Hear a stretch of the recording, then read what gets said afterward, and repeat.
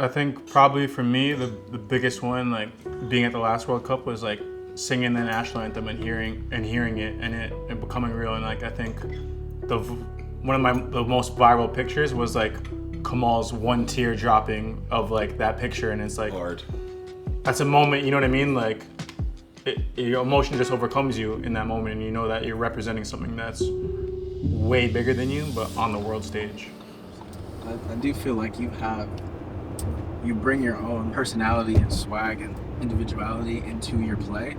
Is that like intentional from you? I think the biggest thing is I'm just such a competitor and I hate to lose, so it's like I'm willing to do it all, and I think like the gray areas of the game is kind of where you can make the most amount of gains. So can you, and I know what motivates me is, yeah, if I'm talking to somebody else or like there's a scuffle or things like that, because like in Toronto that's how we played growing up. It was like you look at a lot of the Toronto basketball players, like they all kind of have that chip on their shoulder, and like we grew up in Toronto having that same thing. So I think it was just like the norm for me.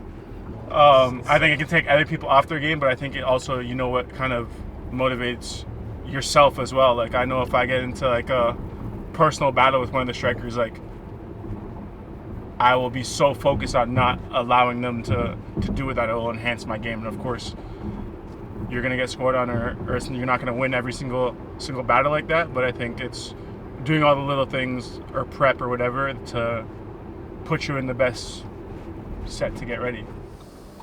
When did you start cooking?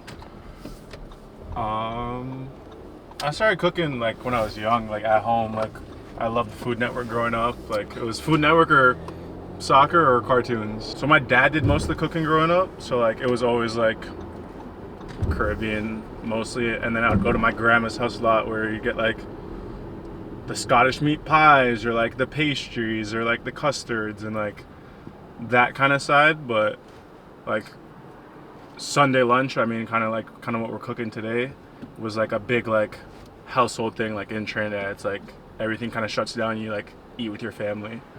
I think it's kind of cool because some of my friends from here that are from Trinidad, like we've kind of like recreated it in our own way. Some of them are in Trinidad right now, so they won't be able to be here for the video, but I think a couple of them are coming, which is gonna be kind of cool. And then even we'll do it like kind of like potluck style, or we'll just go over to someone's house and they'll be the one to cook everything. We're going to Galaxy Foods. This is a little like Caribbean kind of grocery store that whenever I need some of the products that you can't normally find at a normal grocery store, you go there. My friend sent me what he needed, so I gotta make sure that I get all that stuff first. Question. I just at the store now, so I just check in to make sure I have everything you need. Okay. So you need 2 of these. Make it 3. I need 3. You need 3 of these. Yeah, see it there. I see the okra there. And you need the spinach too, in.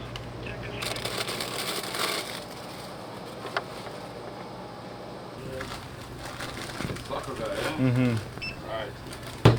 My dad's from Trinidad, So let's show some Trini stuff. exactly. Like shadow Benny? Exactly. No, the most popular pimento peppers. Oh, actually, thank you. Thank you for reminding me, because I didn't mean to get those. You see, you know where they are?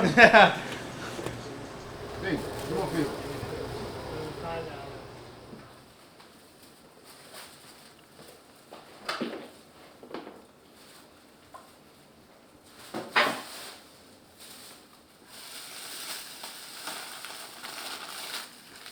So what we're making is a Trinidadian stew chicken, and then I'm gonna make it with a rice and peas, and then what we call macaroni pie, but it's like a baked mac and cheese, and then some coleslaw on the side. Food Network trick. Should probably put my phone on loud just in case Tanny does actually show up. That was crazy. I said I literally should probably put my phone on to see when Tanny gets here. I looked at my phone and you were here. Oh, you're here too? No, but when is it like decided? Is it last year's standing? Where did you see it?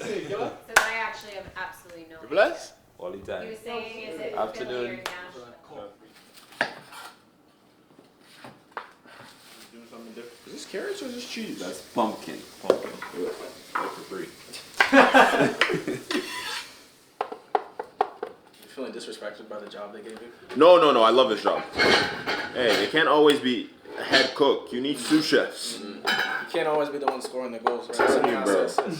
You go to a Michelin star restaurant, there's somebody whose whole job is peeling garlic, and that job's important. Somebody, your whole job is folding some napkins, bro. It's an important job. Maybe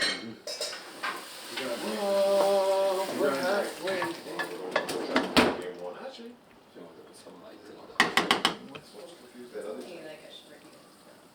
But like games. Yeah. We got our rice, obviously, callaloo, macaroni pie, peas, kidney beans, and then, of course, the star of the stewed chicken. And then for anyone that likes hot sauce, we got a little pepper sauce as well. Like Trinidad has one of the hottest peppers in the world called the scorpion pepper. So, yeah, this is my cousins in Trinidad.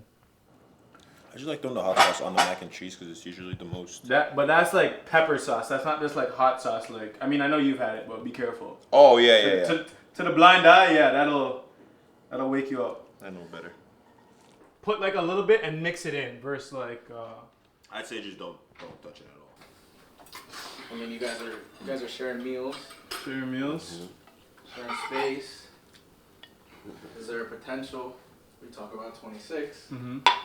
Sharing the pitch.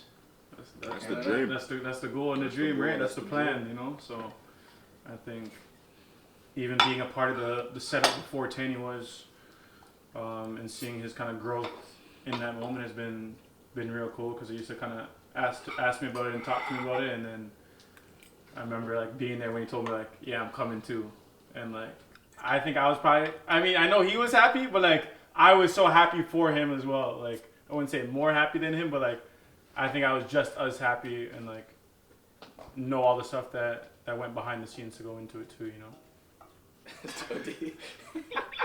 I tried to warn you about it. I tried to warn you. Yo, why'd you put so much? No, it's on the side too. No. I just dipped it. Too much. Yo, what do you? How much you put? Yeah, he put like a yeah. I didn't even take it. Yeah. They had a new fork. No. Whoa. What did you do?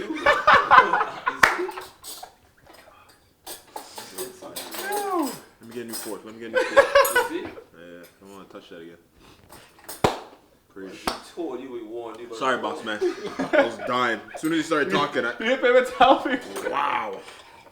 To kind of, I guess, piggyback what he said, doing it with a teammate, or even being in the Canada setting in general, is with a teammate and also a really good friend, makes it a lot easier. Plane rides. Did you bring your passport? Those little things. And, you know, the potential to play in a World Cup together, that's stuff of dreams, you know. That's kind of stuff you remember 30, 40, 50 years on down the road. And, I mean, he's already been to one, so this is number 2 for him. Different circumstances, but, again, this is storybook stuff, so I know we're all very excited. We're all looking forward to it. God willing, it pans out the way we want it to. I think even to the first game being in Toronto, you're gonna hear the whole stadium singing it. You know what I mean? And you're gonna look around like, yeah, I remember going to BMO and watching TFC, or like being at the U20 World Cup when it was there. So like to be the one on the field, not only playing against Toronto or playing for the national team, but like at the World Cup is like, you know what I mean? Probably bigger than you could have dreamed of as a kid, especially being Canadian, because it had been such a long time since we had been at the World Cup.